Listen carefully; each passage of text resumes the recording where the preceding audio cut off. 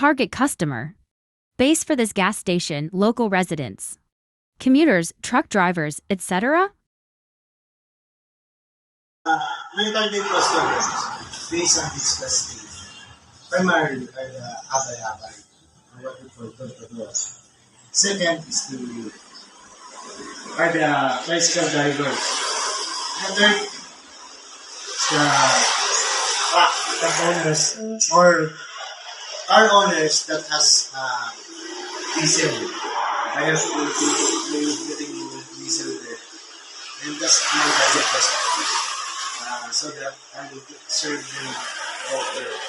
If there is all dry glass inside. How many competitors are in the area, and what differentiates our station from theirs?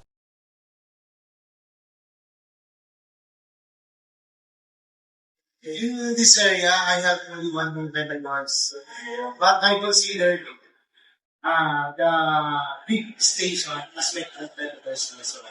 So I decided to get a lower price wherein I be competitive enough.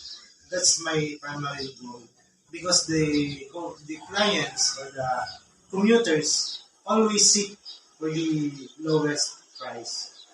So here in my in my area, excuse me, I have four competitors. One from Mapanga, Mapka, and Sangal.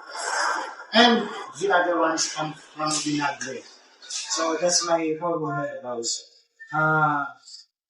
My only strategy is to lower always and hit the rest. So the price matters.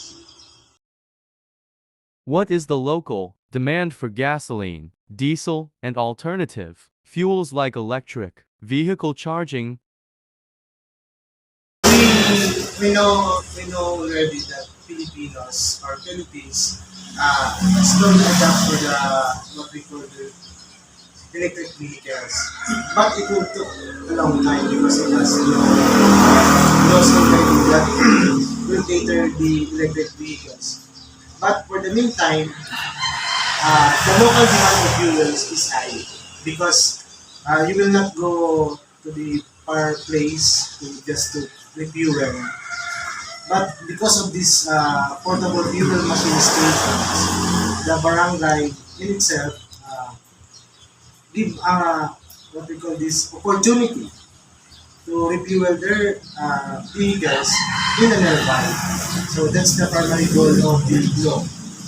The law itself, PSIO law, mandates that the portable fuel stations serve as a barangay fuel station in the barangay itself or nearby. That's all. Are there seasonal fluctuations in fuel demand in this location?